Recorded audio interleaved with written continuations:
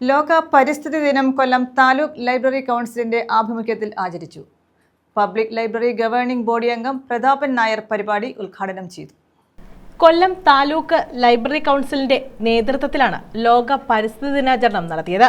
Public library governing body അംഗം പ്രതാപൻ നായർ ഉദ്ഘാടനം ചെയ്തു. പൂർവാധികം ശക്തിയോടുകൂടി ഭംഗിയോടുകൂടി ഊർജ്ജത്തോടുകൂടി ഒഴുകിയ ജനങ്ങളുമായി ദേശീയ പ്രകൃതിയുടെ ഒരു വലിയ വിപ്ലവം നടത്തുന്നുണ്ടായിരുന്നു. അപ്പോൾ നമ്മളാൽ കഴിയും നമുക്ക് വിപ്ലവം ഉണ്ടാക്കാൻ കഴിയും. പക്ഷേ ചെറിയ മാറ്റം ഉണ്ടാക്കാൻ കഴിയും. ആ ചെറിയ മാറ്റം വരുന്ന വലിയ വിപ്ലവത്തിന് ഉണ്ടാക്കണം. ഞാൻ രവീന്ദ്രനാഥ സാറിനെ കുറിച്ച് ഒന്നും പറയുന്നില്ല. അദ്ദേഹം പറഞ്ഞിട്ടുണ്ട്, മകൻ തന്നെ പോലെ taluk library council president P Ushakumari അധ്യക്ഷത വഹിച്ചു. ജില്ലാ library council secretary D Sukeshan certificate വിതരണം നടത്തി.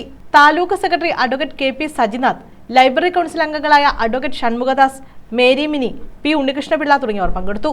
കെ രവീന്ദ്രൻ നായരുടെ സ്മൃതി കുടീരത്തിൽ അംഗങ്ങൾ പുഷ്പാർച്ചന നടത്തി. വൃക്ഷത്തൈ നടിയിലും ഇതോടൊപ്പം നടന്നു. ന്യൂസ് ബ്യൂറോ, കൊല്ലം.